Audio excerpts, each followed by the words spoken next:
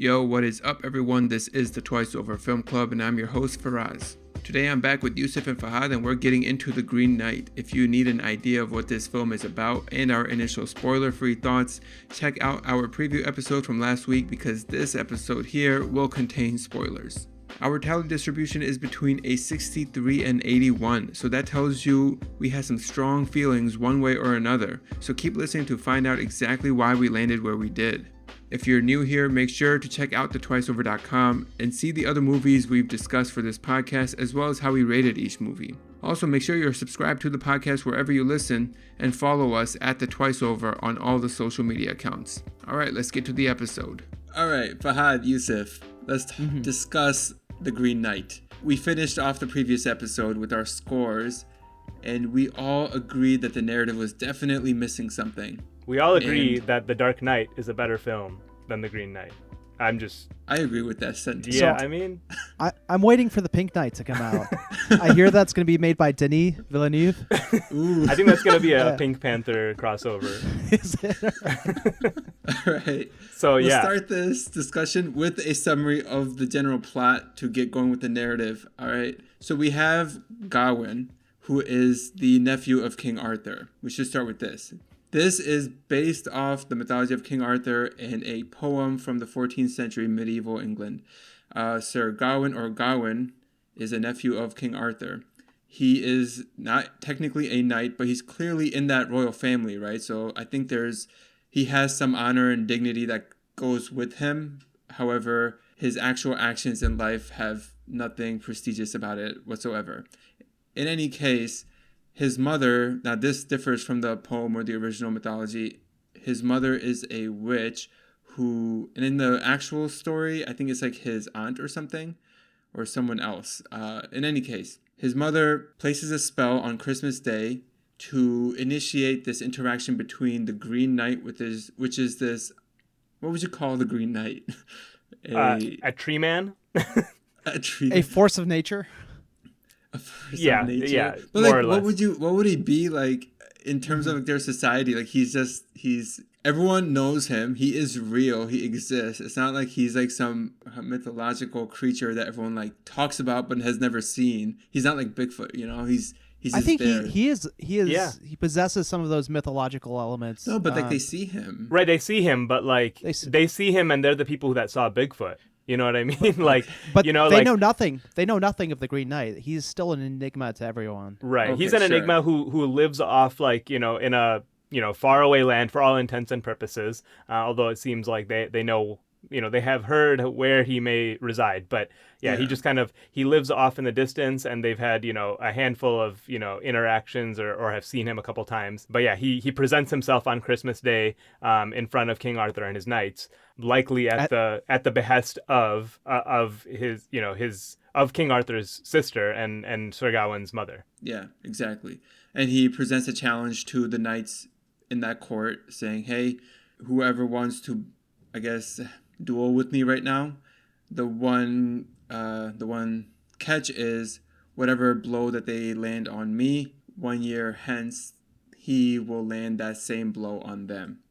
Yeah, and, the conditions of this challenge are pretty particular, right?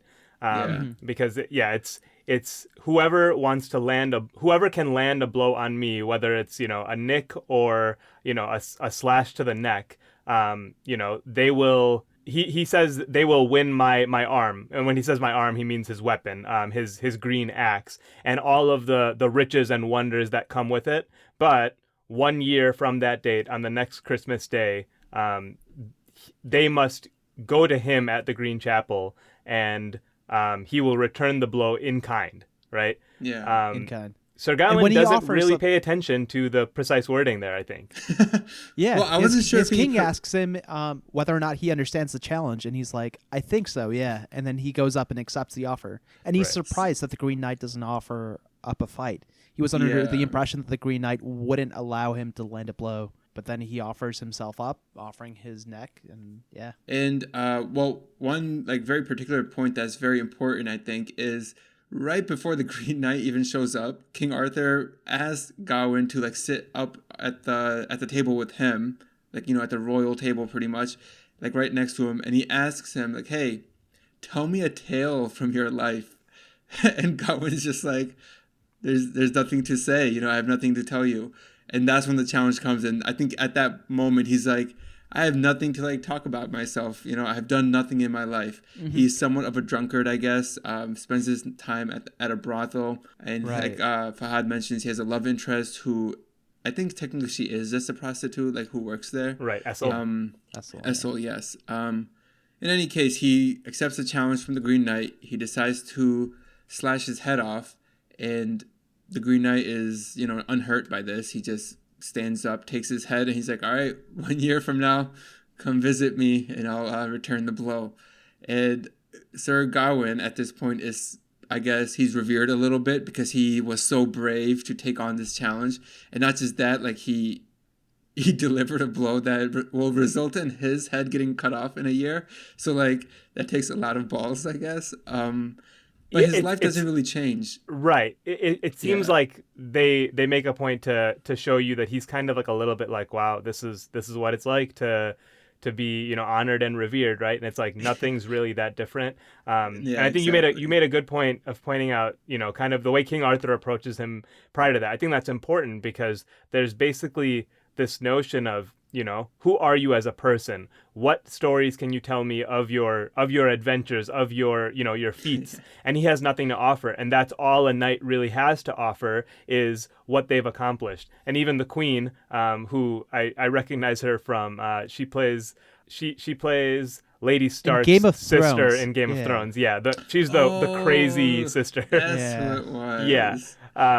So she even says, when he says, I have no tales to tell, she says, yet. You don't have any tales to tell yet. Yeah. But you will and you must accomplish something, and don't take your place amongst all these great knights without any without any effort. Don't take it easily, So that's pretty much why he does what he does. And it seems like, it doesn't have the effect he was hoping it would have on his life, right? Yeah. Sure. So, he still is in love with Essel, which is cool, but, he's still part of that commoner crowd, not really doing any knightly duties whatsoever. None whatsoever. I don't think he's living the life of a knight, exemplifying those ideals, because he's living the life of a glutton, right? Being drunk, engaging in prostitution. His mom confronts him, right? In one of those early scenes, she's like, where have you been? And he tries to hide that fact. And he said he was obviously going to church or something. Disapproves of his lifestyle, right? Yeah. And I think that's why she summons the Green Knight, because the Green Knight would be a force for change within. It was an opportunity for him to gain honor, right? By creating a challenge for him. And a pact which he had to honor, right? The promise of appearing 1 year. Right. Hence, yeah. So the film skips pretty much a year. We don't really see much happening during that year. And the actual movie, the story really gets going now that he is on his quest to the Green Chapel, where he will meet the Green Knight. And this is also where I thought the movie would pick up, where the adventure would be a little more engaging. It totally doesn't do that whatsoever. It remains incredibly slow. It's a very slow burn movie. He goes through a series of challenges. He gets robbed, and he has to find his his bearings and find shelter and find food without any of his belongings. He runs into a spirit who needs his help to find her head, and he helps her back. And eventually he ends up at this large manor where he encounters a lord and his wife and a motherly figure essentially, and he stays with them for some time to prepare himself for the battle against the Green Knight. Eventually he does proceed. There's a lot that goes on at that castle. It's very weird, it's very complex, it's very symbolic, I hope, because otherwise I don't know what the hell was going on. But he eventually proceeds to the Green Chapel and confronts the Green Knight. At first, we think that he runs away from the Green Knight right before the blow is struck. He runs home like a coward, and he lives out the rest of his life. He becomes a knight. He has Essel to spend his life with, with his mother, with his uncle, the king. He lives a boring life, but he has his honor to a degree, right? Well, he also becomes king. Yeah, he eventually dies. Should mention he becomes a king. he has a son with Essel, but then he has to like, not publicly be with Essel, so she remains a commoner. He marries some, noble woman, and eventually his kingdom is gonna like crumble down, literally, like he's in a castle and like the walls are crumbling, and he realizes like that's all there is to it. So then we get the shot back that, oh, this was actually just like a vision that he was having if he was to run away. Right. And because of that, he decides, I'm just going to let this happen. He takes off this green sash that his mother had made for him that was supposed to protect him from the Green Knight. And his mother is a witch, by the way. I don't know if we mentioned it, but we did. Oh, we did, yeah. So he takes it off, and he basically, gives himself up to the Green Knight. And the Green Knight, I guess he runs his thumb across his neck, and he says something. He says, "Off with your head," in a kind of joking way. Yeah, no, but he says something after he does that, and then he says, "Off with your head." Oh, he says, he basically says like, "Now you get it," kind of thing, and then he says, "Off with your head." The film ends on that shot of the Green Knight kind of smirking at him, about to chop off his head, although we don't see the blow land, or whether he does or not. Or whether it ever comes. So like if that was just a colloquial phrase he was saying, "Off with your head," all right, get going. Right. Or he was just saying, all right, let's literally take off your head. Yeah, so it's a bit of an ambiguous ending. Do you guys have any strong feelings on what you think occurred after the credits roll? I could see it either way. Like, I don't have any strong feelings. I mean, just reading up on like the actual poem or the actual story, like, he does get away, so I assume he gets away. I would cut against that, actually, and I would say, although I agree, what's in the actual original poem is that he indeed does get away. That's more so the vision, the fake kind of life that he lives out that we watch. I felt like after all of that, they were implying that that's it. Like his life does indeed end in that moment, and his the deal is sealed. The challenge is completed when the blow is returned. And I think our reading of that ending is going to be tied directly to what we think the film is trying to say, right? Because I think in terms of narrative, we all agree it's a bit all over the place. It's kind of, would you guys say it's just an Arthurian tale?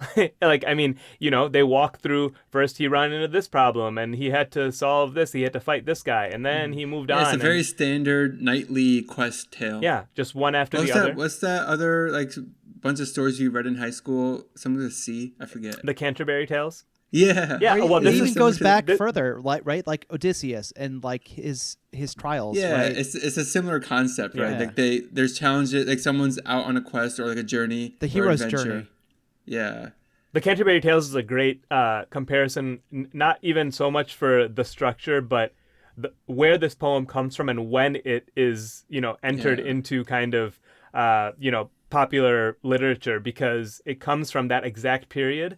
And I think the original poem's actually in Middle English too, because I thought I wanted to like look into it a little bit, but first of all, it's impossible to understand. And also when they say poem, they mean like epic poem, like, 130 pages type of poem, not like short poem. Yeah. Right. So it's a little bit different than that. But yeah, I felt like they lacked any real structure, because they just rely on that basic kind of meaningless structure that is very common in kind of the knight's typical tales, right? It's just one problem or one encounter followed by another, and they're very disconnected. It's not just that they were disconnected. So I feel like it really just... Go ahead. No, go finish your thought. I feel like it just really fell flat on the execution of presenting it in an entertaining way. It was slow. It was, in some cases, a little abstract. In many cases, yeah. I'm thinking in particular the Winifred, when he comes across her place, she is like this spirit who's like, hey, can you get my head was chopped off by like a rapist and he threw it in this well. Can you go get it? And it was a little abstract there, because then his axe is like provided back after he gets the head for her. And then you have the red fox, and I'm not sure what the red fox was. Like, was that her? Because the fox only showed up after that. Yeah. Well, I shouldn't say the fox only showed up after. The fox was shown before that, but the fox actually starts accompanying him after that. Right, the fox and is Knight's following. like, oh, she had red hair, and the fox is red. Maybe. In any case, there was a lot of things that I felt like it's not clear enough for me to accept, like, this is what's happening. So, like, it's up in the air, and then the story itself is not engaging enough on its own. But you guys slow. got the sense that, because this was a Knight's Tale, that it was all about him trying to find himself, right? Trying to find those values that knights usually exhibit. So during the movie, I saw like some of the things, like, okay, he's going to be tested on his morality. He's going to be tested on some of the stuff. I picked up on some of it, but then afterwards I read up on it a little bit, and it's pretty neatly organized, right? So each person he meets offers him an opportunity to showcase one of the knight's virtues. In a way. Right. So the first encounter, he meets this scavenger who offers him directions, and the proper knightly response would be gratitude, right? Whereas the scavenger almost has to pull out a coin from him, which, Gawain then encounters. The 5 virtues are generosity, courtesy, chastity, fellowship, and piety. Those are the 5 virtues of a knight. So like the first one that Fahad is mentioning, generosity, yes, when he comes across those scavengers, or that one scavenger kid, he should have been generous, like, hey, you gave me directions, here's some money. Instead, the guy had to be like, is that not worth anything to you? And he just says, my thanks. So the thing is, like what Fahad is saying, he's failing at all of these things. We can go through each of them, like courtesy. So he does do like the righteous thing when Winifred comes in, like, and he's like, oh, I'm sorry, I was in your bed. I meant no. Hang on, though. Winifred, he doesn't retrieve her head. He asks the question, will I get anything in return for returning your head? And she's like, WTF? And he's like, okay, why would you ask that? That's what she says. Yeah, she goes, why would you ever ask that? She was a good character. I felt like she had more character in her voice and her delivery than a lot of people in this film, but I did enjoy her very brief presence. And she gives him kind of like a very 21st century kind of response. She's like, why would you ever ask that of me? Like, what the hell's wrong with you? Like, it felt like I don't know, it just felt it was very loud in my head on screen, kind of that moment. But yeah, go on. So courtesy, he fails that right there. Yeah, it kind of got blurry which value each challenge was. The next one, he meets the Lord in his castle, and he can redeem himself through friendship, I guess, and through honor, because he makes that promise: whatever you receive in the castle, you shall share with me, and I will return. I will share whatever I find on my hunt, kind of thing. And he doesn't honor that, right? Because he doesn't give up the green satchel to him. And then finally, with the Green Knight, what would that be? Would that be honor? I don't think honor was the original. No, you skip chastity, though, because he succumbs to his lust for the lady, who's also played by Alicia Vikander. So the same actress as Essel. As Essel, and there's some mind games going on there, I think, right? For sure. But basically, he keeps seeing this woman that he's in love with in the Lord's wife, and succumbs. And then the final one is piety. And that's the one with the Green Knight. But that's the one that he does succeed in. Because after his vision, he accepts like his fate and says, it's not worth it to live that vision out. But the rest of them, he totally fails. Do you guys remember that conversation with the Lord? It's at night. And he's like, why do you want to go out and meet the Green Knight? And he's like, honor? ? And he calls him out on it. It's like, don't you know what you want in your life? And he kind of botches that. Because, he doesn't know what he wants. He knows he wants to be a knight. He doesn't really understand what that entails. Well, he wants honor. I don't know if he wants to be a knight. But he knows being a knight will give him honor. Right. He probably doesn't believe in the intrinsic values or whatever that a knight is supposed to hold. He wants that title, I guess. Yeah. It's like a societal thing, right? Chivalry is big in this society. There's expectations. And I think him being family of, of the king, the nephew of the king. It definitely puts pressure on him to Yeah, there's a different level of expectation for him. But at the end of the day, he just wants Essel and drink beer. I mean, he's doing the thing that he thinks he's supposed to be doing, right? Yeah. And he's doing it for all the wrong reasons, which is what leads him to kind of, not really fulfill any of the virtues of a knight. I actually very much appreciate that you guys picked up on that structure, which I didn't really. And I wish they had driven it home a little bit more because, in the opening sequence of the film, they do mention the 5 virtues. The queen, when she's basically making a prayer for Gawain when they're sending him off. And, she does mention, about him, fulfilling the 5 virtues of a knight. But somehow if they had driven home that he's lacking those things, I don't know how they would have done that, if it would have been a conversation with the king about why he's not a knight yet or what. But if they had driven home the existence of those 5 virtues, the fact that he's striving for that and failing at it, and then and then if you run into these 5 different scenarios without any comment, I think then, it's there for you to kind of piece together. But, I think I just didn't know enough about the background of the knight and all this stuff to really understand that without having looked it up. So it kind of, it took away from my viewing experience. Yeah, to be fair, I didn't pick up on like the precise, what's it called, virtue that he's supposed to be demonstrating with each of those encounters or opportunities, however you want to phrase it. But you could tell that it was morality. It's the overarching one, yeah. Yeah. So early in the movie, they do set him up to be a drunkard, which did tell me where he's at early in the movie. So you could tell like what journey he's going to take. He's like this low life. He's got a chance to redeem himself. He's going on a hero's journey, and it concludes with him honor his promise.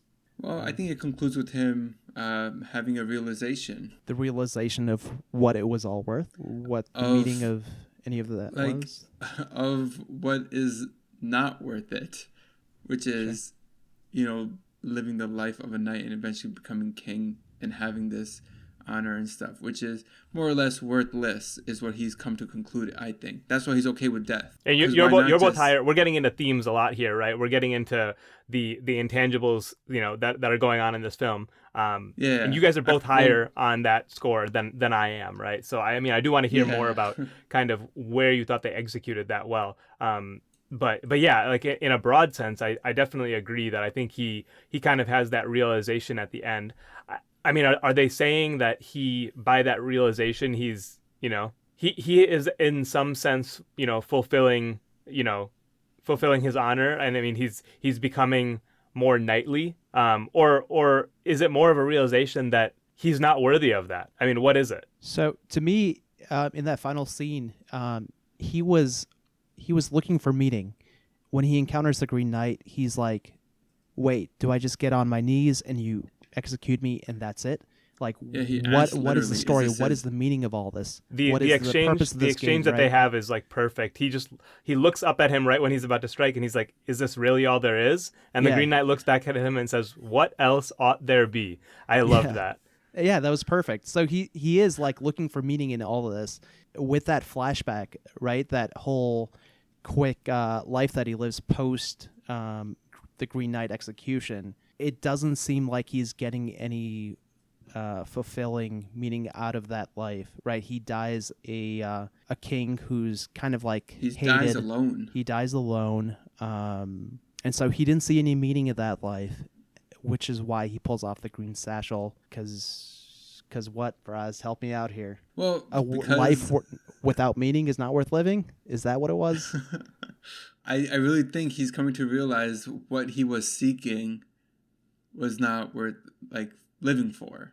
Just being a drunkard in love with Essel was good enough. You really think that's what he's saying though? Because if that's what he's saying, then why wouldn't he run back home, taking a nick on the neck? There's still shame, right? There's shame. Yes. Yeah, because if he was to run back and go back, he would be treated like a hero. Yeah. A hero? Okay, yeah, sure. Like, hey, you made it back. You met the Green Knight and you made it back. Okay. He would be knighted. All that stuff would happen. But in his heart, he would know. If he was to come back as a hero, everyone has that expectation of him. Like, oh, now you're gonna be a knight. Now you're gonna, do these knightly things. Instead, he's like, nah, I'm just gonna spend my nights at the tavern, and then I'm gonna chill at the brothel with Essel.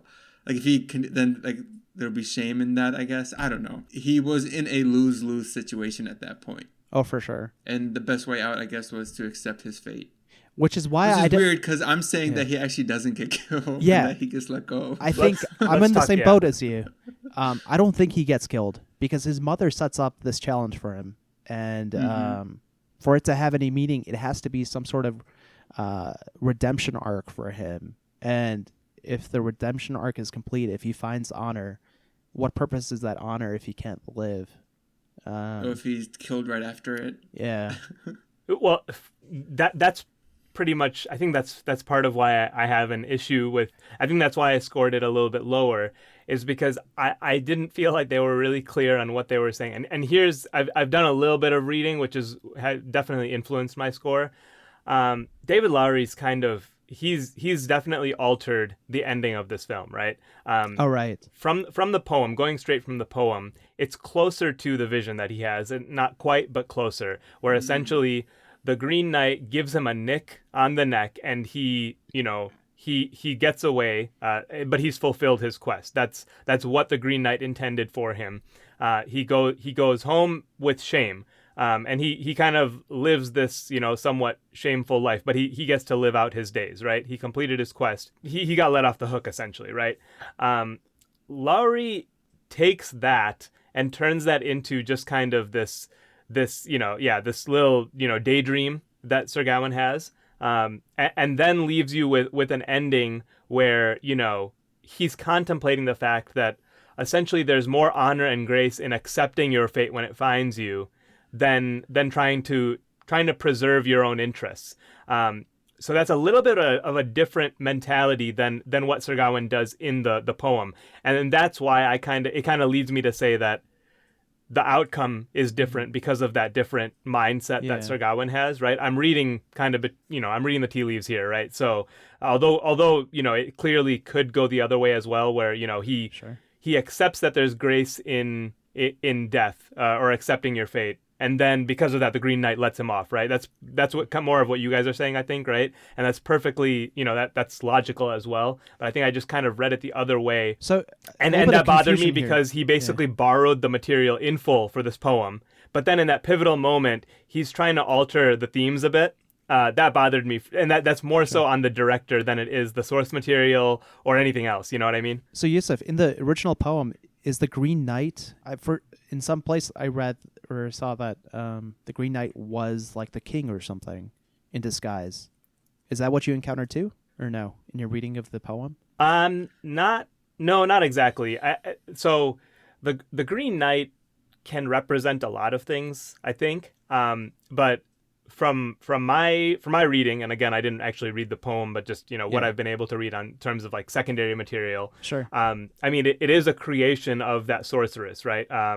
Morgana, who in this story is his mother. It's much less complicated in the actual original text, where the sorceress is not related to Sir Gawain at all, and that uncomplicates the issue of what her motives are, because now it's not her son that's being put at risk here, right? Sure. So, essentially, I've got a comment on that. She's trying to prove, she's trying to challenge, the honor and the knighthood of all of King Arthur and his men. She wants to show that, they're not really as tough and as honorable as they seem. And that's why she brings the Green Knight to confront them, right? In this story, it becomes a lot more complicated because she's actually doing it to her own son in the end. But when you look at it from there, those intentions are very easy to read then. That she wanted to test them, and the Green Knight was basically to show them that, like, look who you really are. How would you handle yourself if basically you were given the chance of honor at the cost of death, right? Which is and that's kind of what happens. So I think that also complicates it because he changed that detail of who Morgana actually is. Yeah, I think I read somewhere that David Lowery, he made that change as he was looking for a mother figure for Sir Gawain. He's like, okay, I need to give this character a mom, and then conveniently, he already had casted the witch character, right? I think in the editing room, he changed that detail. No way. So this is after they filmed and everything? This is my pure, what's it called? speculation here, because one detail I noticed. Do you remember the scene where he's climbing up the stairs after leaving the brothel, and he encounters his mother, but it's pitch black, like Opening most sequence, of the movie is. Right. The mom, she speaks to him in a different accent. She's like, "Hey," right? And then later, when she walks into the room, it's a different figure, the witch, and her speaking mannerism, it's different. So at that moment, I was questioning whether that was even his mom, because they never address it. So I think in the editing room, David Lowery might have found his mom. I don't know if it was casted that way or if going into it they shot it that way. Wow, that's a very nice pickup. That actually makes a lot of sense, because I did notice that she seemed very, I don't know what the term is, but she seemed kind of like joking and jovial in that opening sequence. But you're right, we just see her kind of shadowy figure in the corner, and we hear her voice kind of echoing through the room, but we don't actually see the mother until a couple shots later. And that makes a lot of sense why she's very much a witch. She's like very quiet and very kind of, just shifty. A little bit ominous. Yeah, shifty. Yeah. When we see her on screen. But in that opening scene, that's not the mother that's shouting at him about like, where have you been all night? Yeah. And so it kind of does make sense, because that is definitely something that he came up with. So it very well may have been after they filmed. That's a really, really interesting pickup. So had they not made that figure his mom, the movie's interpretation would be a lot more different, right? I think it would be a lot more clear. That's what Yusuf is saying, right? Intention-wise, for sure, I think, because I was just like, what does she want out of this? Like, why did she do this? And what I kind of came up with is that, she's giving him an opportunity to gain honor, but she also basically marched him to his death. Well, she gave him that sash that would protect him, and she expected him to continue wearing it and run away, I guess. So yeah, she would have intended that he wear the sash. He's not harmed by the Green Knight. He makes it back home. He's a cheater. He's a no good loser. He didn't really fulfill his honor, but everyone will think that he did. And then he'll have the life that he wanted. That's kind of what she would have wanted for him, maybe then. Do you think so? Yeah. Because in one of the early scenes, right before Sir Gawain departs, she's like, "You have this great opportunity before you." And I thought she was referring to this great test that's before him. For him to pass the test would be to let the Green Knight execute him, right? But she also hands him the belt at the same time, right? Yeah. So I think her. So in a way, she's looking at it as an opportunity for gain, but not an opportunity for fulfilling one's. There's no internal fulfillment. It was just her, saying that, look, I've created the situation for you that is going to be beneficial to you, in a superficial sense, maybe, right? Oh, to kind of exploit the outward appearances. Exploit knighthood, yeah. Okay, gotcha. And that fits with Morgana's character in the original source material, that she really wants to show that knighthood's not all what it's talked up to be. Yeah. So this witch character, Morgana, she might have not even cared if Sir Gawain survived the challenge. She was just trying to de-establish the institution of knighthood. Oh yeah, that's definitely, and it wasn't necessarily even directed at him specifically. It could have been any of the knights, and it would have been the same for her. So, and that's not what we see in this movie, but that's kind of maybe where that character is coming from. Okay. So, in terms of tying this back to what we're seeing thematically, like I did like her perspective in not just that character, but the way that it pervaded into the film, because my major takeaway here, like this poem specifically from the source material, as well as the story we see, it really cuts against like the Arthurian norm, right? So I mean, he goes on a quest the way that knights always do. He encounters a series of tests like they always do, but it doesn't really bring him any real triumph. And at the end, there's a general sense of what was it all for? And I mean, didn't you guys feel that when the film ended? Because I kind of felt like what was the point? And at the same time, Sir Gawain, the character, is asking that very question. He's like, he looks up at the Green Knight and he says, "Is this all that there is?" Right? So, like more broadly, what was the point of that challenge anyways? I got that vibe from watching the film, and I think that is kind of supposed to be the point, that like knighthood is kind of this empty thing in this era of knights and kings. You make your name through honor, but that's like your only real currency. Many of these people don't really fully understand what they're doing or what they're trying to gain, and many of them end up with empty lives afterwards. It looks shiny from the outside, but when you've accomplished it, it's not all what it was talked up to be, right? I think that's kind of what they're saying, which is pretty unique for an Arthurian tale.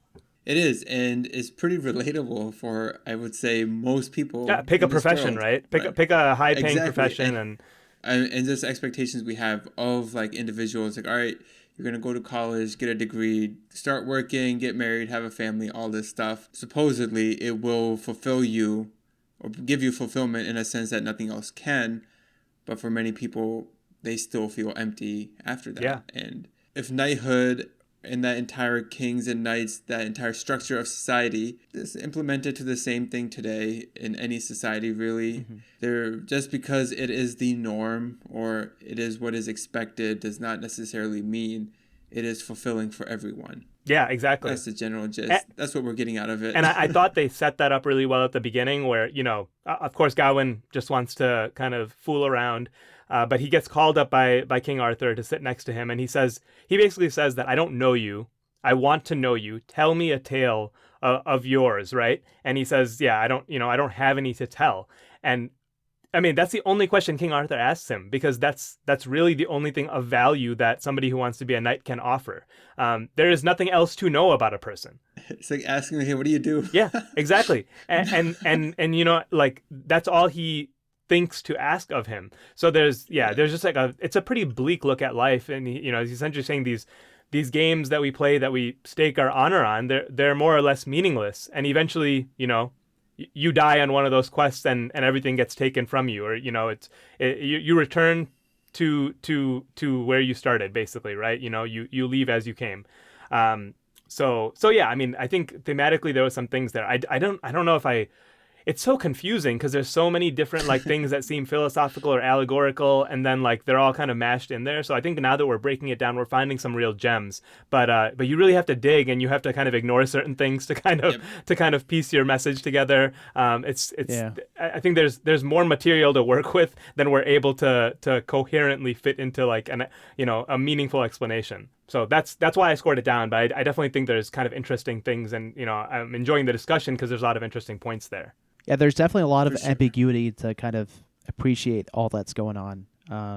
I had a much greater appreciation after I was reading up on it. Same. Not so much while watching it. However, I did still score that category high, mainly because I didn't get like the entire 5 virtues thing like me and Fahad were talking about, but like the generosity, the chastity, like maybe I didn't like categorize it in those individual components, but like I saw that like, hey, he really shouldn't be doing anything with the lady here, or like he really should have helped out that scavenger. And then obviously the very end, the piety thing, like I think giving yourself up to death is a pretty pious thing to do, because especially like if you've promised that you would allow the Green Knight to do that the following year. Mm-hmm. In any case, like I had that appreciation for it at that point, and I could tell that there was a lot going on. Hence, I did score it pretty high. But really reading up after it kind of only cemented that, like, oh yeah, this was really that good. Yeah. In terms of the intangibles. That does not mean I actually enjoyed watching the story unfold. Unfortunately, I really didn't. Let's talk about the most problematic category, the narrative, right? Sure. What could have been done better to avoid a lot of the ambiguity, the plotting nature of the plot? Now, see, it's going to seem weird. I gave the writing score slightly above average score, but the writing could have been more engaging. Agreed. Like there could have been a lot more dialogue between the characters to set up the context. When Yusuf mentioned Winifred and her character, there was some like fun there. Yeah. Even with the Lord at the manor, he was like a pretty good character in terms of the exchanges that they were having was like lively enough where I was paying attention like more so and like hoping something's gonna happen. But otherwise, it was just Dev Patel, just on screen. Few exchanges here and there, but nothing meaningful. The couple scenes that I did write down that I did like were with Essel, or I should say with Alicia Vikander. One as Essel, when she's like, hey, would you make me your lady? And like she's like talking or responding for him because he's not too much saying of a that coward. He would. Yeah. Yeah. And then when she is when she's the lady at the manor, and she has like that little monologue about the color green, the color of rot, and how we scrub away at it, but then it succumbs and it takes us over at the end anyway. And like that I love that whole speech. I actually love that whole speech. Like, those are the things I was thinking about when I gave it that like semi above average score. Mm-hmm. but like it really could have been way better to make the narrative more engaging. I think they could have done without a lot of the atmospherics, a lot of the abstract visuals that they were showing. They spent way too much time. Like the giants, like the weird cinematography, right? The artsy stuff that they were doing. I mean, it was nice, but how much of it do you want in a movie? I want more narrative. It felt a little too try hard. Well, and I think the problem there is you have this beautiful scene with these giants who are marching across, a valley and whatever.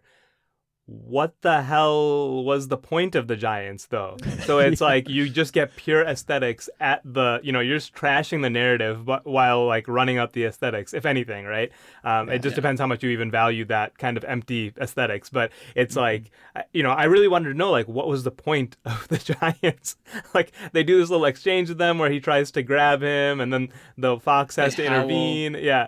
Like, but what was that? And I don't think I've seen an explanation. I couldn't come up with one myself, and I think they just did that scene because they thought it was cool, and somebody's a fan of Attack on Titan, and that's about it. I think it's part of the original poem, like he comes across giants. I think that's maybe a problem with this film as well, where he was, I understand that a 14th century poem is going to have kind of like these, like those, just kind of those epic moments. And maybe there's not like a deep meaning into why there's giants or why there's a, fox talking to him or whatever, right? But he tried to stay true to the original material in those ways.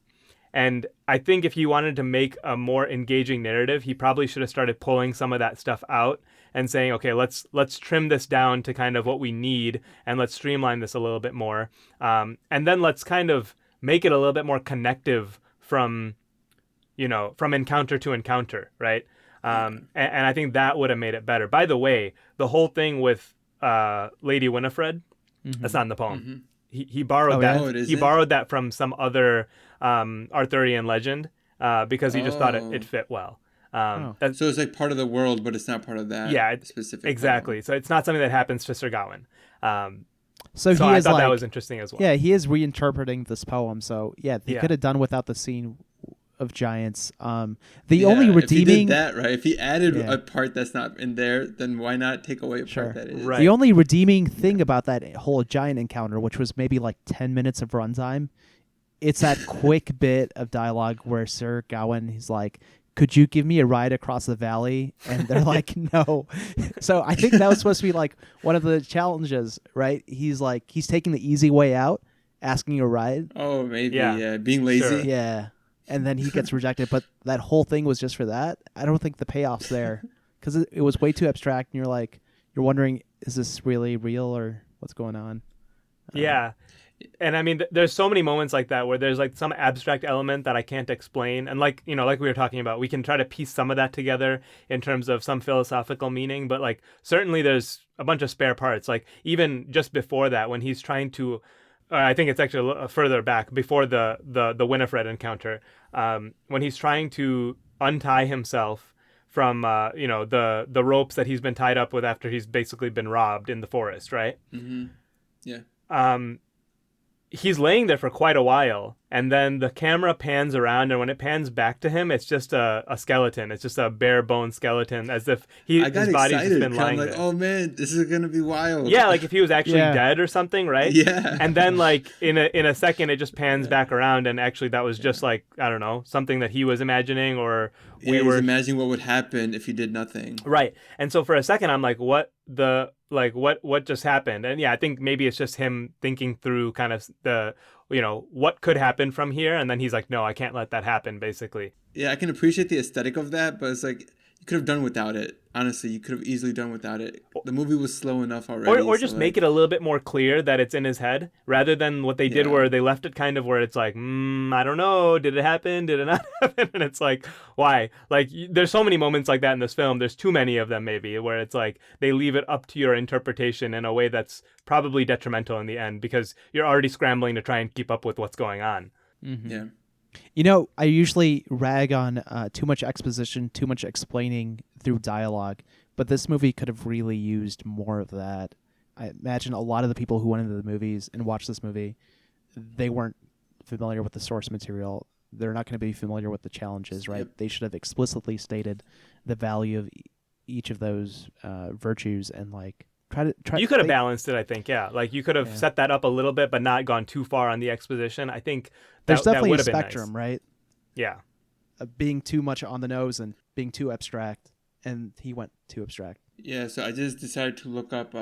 It's under 7 on IMDb at 6.8.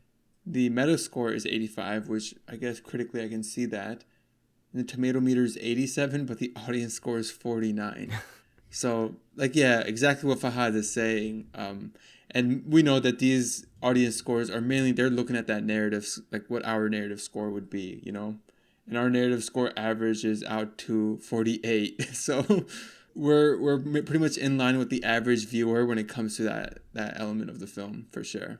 Yusuf, I think you're the most familiar with the source material. Was the Green Knight in the poem a force of nature like it was in the movie? Or was it a physical person under disguise or something like that? I mean, it's definitely a personified character, but I actually do want to talk more about what was the Green Knight, or I guess what was the Green Knight supposed to represent? Because I do think it is it's a physical being in the story, right? But there's definitely there has to be kind of an allegory there, right? Sure. Did you guys have any takeaways in terms of like what the Green Knight is supposed to be? And we've probably touched on this in a few different ways already, but I do think there's kind of there's more than one thing going on probably. So, like I said, I didn't know about the source material. I didn't know that it was even based off some medieval poem. So I was reading it as like a climate change thing. Like, this is nature. Yeah. Like, this is nature. This is Earth, Mother Earth or whatever.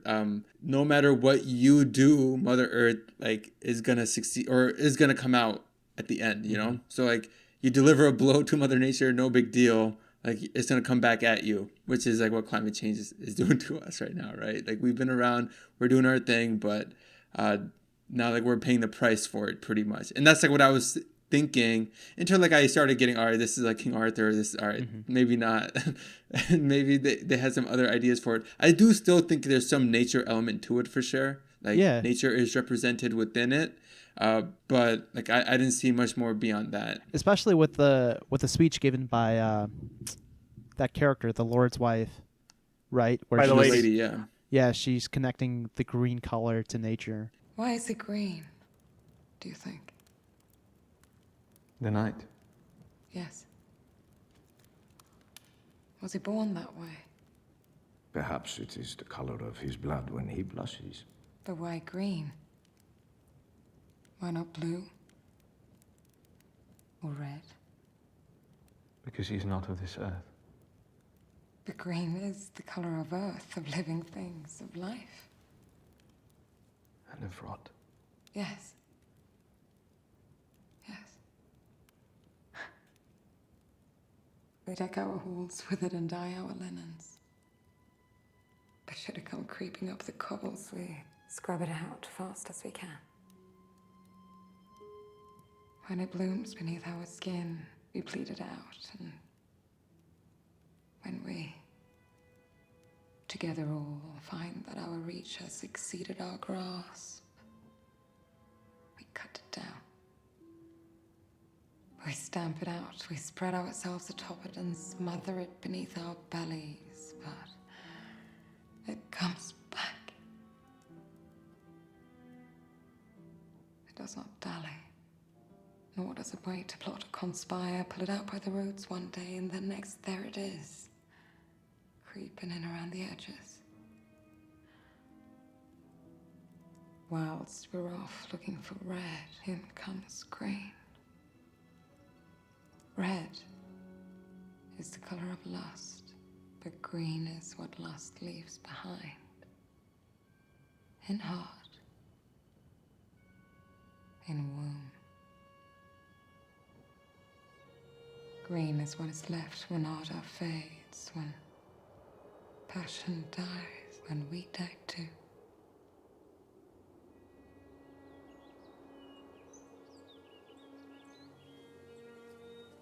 When you go, your footprints will fill with grass. Moss shall cover your tombstone, and as the sun rises, green shall spread over all. in all its shades and hues. This verdigris will overtake your swords and your coins and your battlements, and try as you might, all you hold dear will succumb to it. Your skin, your bones, your virtue. The last bit of it, right, where she's like, she contrasts the red and the green. I tried to contextualize it with what I imagine were the wars going on in King Arthur's life, right? I think there's a mention that he was the one who drives out the Saxons, right? The Saxons were the Germanic people, I believe, or either that or the Vikings, one of the two. But there were some conflicts going on in You're talking about King Arthur here, right? King Arthur, right. Yep. And even in Sir Gawain's quest, he sees the battlefield littered with bodies. So to me, it's like it's the greens represents nature, and it's reclaiming what is supposed to be, it's peace, it's normalcy away from the wars. And we know that the witch who summons the Green Knight, she disapproves of like the knighthood culture. So to me, it's like the Green Knight is somewhat of a disapproves of the wars that were going on in England. I don't know. That could be it. I think there's something I'm missing there. I mean, Fahad, yeah. Since you were asking about the source material, I mean, I think you're spot on in terms of what the source material wants you to take away.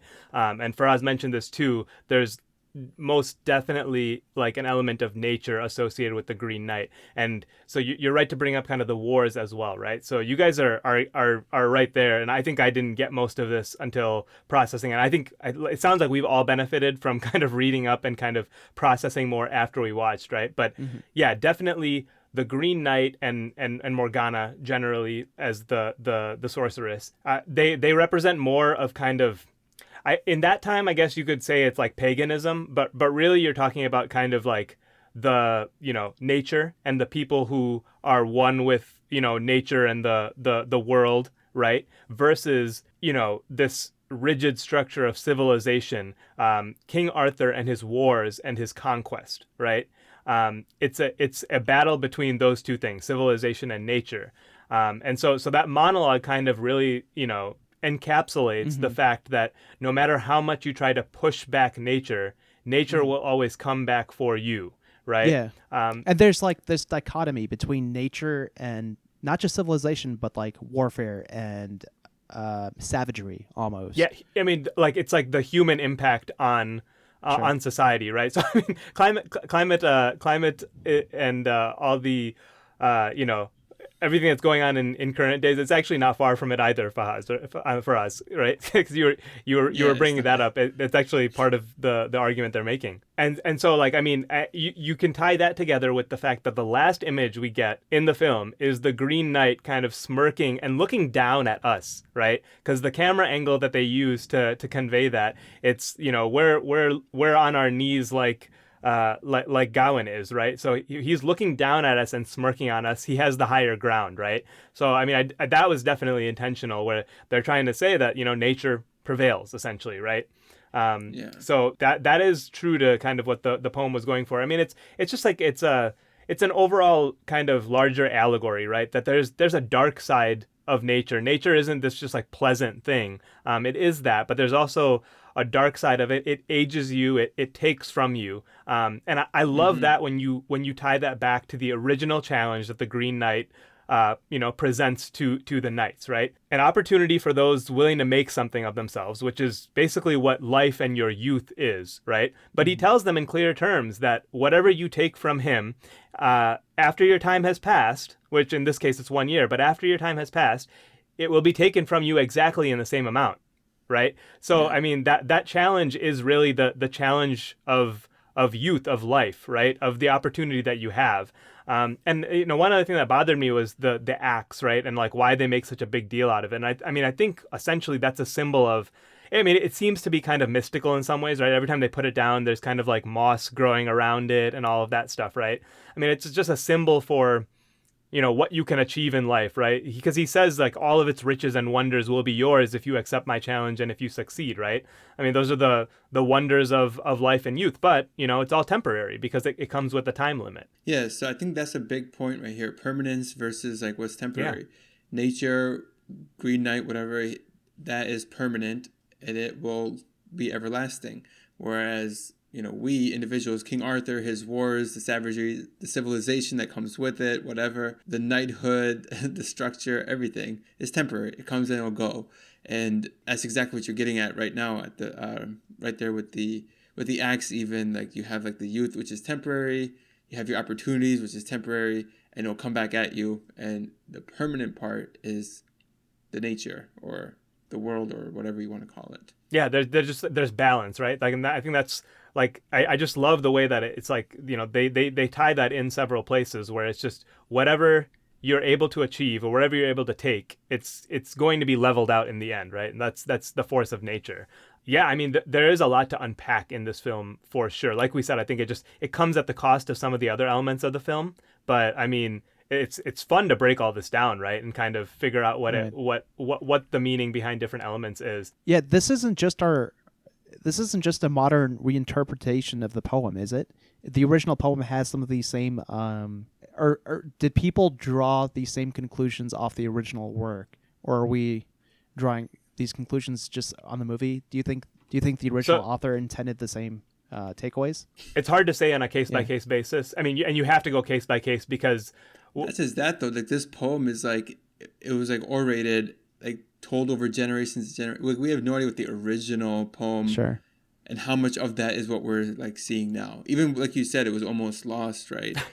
I mean, we don't know how much of it was almost is like original. I mean, it's like what David Lowery did to this, right? Like what he borrowed and the things he didn't borrow and the things he introduced, that happened for generations, basically, right? So like whatever we think we're comparing to the original, like the original is not even the original, probably, right? But that's true. I imagine in the 14th century or whenever this was written, they would have upheld more of the conventional morality. They would have made it more of a simple moral tale to uphold the same values as the knights, right? I can't imagine them making or trying to deliver some of the same messages that the movie delivered. Specifically about the Green Knight and stuff. And specifically about the nature. Meaningless of those knightly quests and those values. Yeah, of those virtues. Yeah, that's definitely something that comes from the source. I mean, the poem itself is just often considered to be that, that tension between, nature and civilization, right? I mean, to kind of put that contextually a little bit more, we're talking about King Arthur's court, which is tied to like conservative Christianity versus paganism, right? So there's a little bit of like it's the structure of the church versus kind of these free and floozy people that are the pagans, essentially, right? So, it's a story about that in a lot of ways and that tension. But yeah, you can boil that back to kind of the nature versus civilization, which I think I like more because it's more applicable, but it's all really the same. But to answer your question, yeah, I think that's definitely something that's pervaded kind of the different versions of this telling. Okay. Yeah, I can definitely see the nature versus civilization aspect being somewhat universal and, lasting over like generations. Because there's a whole traditional aspect too, right? People have like some reverence for tradition, and to see that those traditions broken is, I don't know, it's something that you tell a story about. Yeah, true. Definitely. It's something that's, I don't know, offensive, and it's kind of, it's rejected in a way, right? Yeah. But I mean, this is, and I think this whole thing kind of encapsulates that in a way, because like we were discussing, it's a very different, it sheds a very different light on knighthood overall, than what you might get in every other Arthurian tale. So Morgana, being a witch and being related to the king, I wonder how she got into that life of whatever she was. Was she originally a pagan? What values she held? And if she held those values, why is she even stuck around in the court right next to her brother? I mean, I understand why Sir Gawain was somewhat ostracized, right? The king was even like, I haven't gotten the chance to know you. I guess he was keeping him at a distance because he realized he's the son of someone who completely rejects the king's own values. So that kind of makes sense from that perspective. I mean, it could be that, or just the fact that Gawain was somewhat of a drunkard, and it probably wasn't a secret, A drunkard, and that he was young, and he had yet to still define himself, so he didn't have much to offer. And I'm not sure like how this shakes out in the original context, but yeah, I mean, Morgana and Arthur are definitely brother and sister that are like at odds, but I don't know that she would classically be living in the castle with him, kind of hanging out, right? Except that they needed her to be Gawain's mother as well here. I'm really not sure about that aspect of it, right? Because like outside of that, do we ever see them in the same room? No, I can't really. I don't think we do, right? don't. Even in that scene, we technically don't. She doesn't go to the Christmas festivities feast or but anything. Then Sir Gawain, he's like, "Are you not coming to the Christmas festivities?" And it comes to him as a shock that she's not coming. So it implies that she might have been there the last Christmas or something else. We know that she's not going because she is going to be doing that, casting her spell, the seance or whatever. Yeah. There's a lot of unexplained elements that we're not talking about, and I don't really want to get into them, but some of them are kind of funny, which is like the blindfolded old lady that's hanging out in the manor. That's supposed to be his mom, right? His mom, I thought. Yeah. That's just like another version of his mom. Because she's wearing the same blindfold that the mom puts on, right, when she's like doing her spell. And then, because she also like goes up and like touches his face. I feel like it's almost like, that's like a mother would do that, like, hey, I'm here, like reminding him. But maybe he like totally goes over his head and he doesn't realize like that was my mom. Or maybe he did. I don't know. Because, like I said, after he succumbs to his lust for the lady, she's there. She's like sitting right there. She's there. He freaks out. He freaks out and then runs away. Right. That's when he decides to just leave the manor. Right. Maybe so he knew, like, oh crap, that was my mom. Like she just. And he almost makes it out of the manor scot free until until the Lord catches him inside, right? Yeah, the Lord catches him in the forest and kisses him on the lips. So yeah, that's another thing that I. No, so that I did actually understand that one, because remember he says like, return to me everything, or like you give me whatever you get in the house, and I think it's because he received a kiss in the castle. He doesn't. Yeah. He doesn't actually kiss her on the lips though. I know, but still, I think that's just what it's implied. Like, hey, you got a kiss from my wife, so you got to give me a kiss. I guess, I don't know. I suppose so.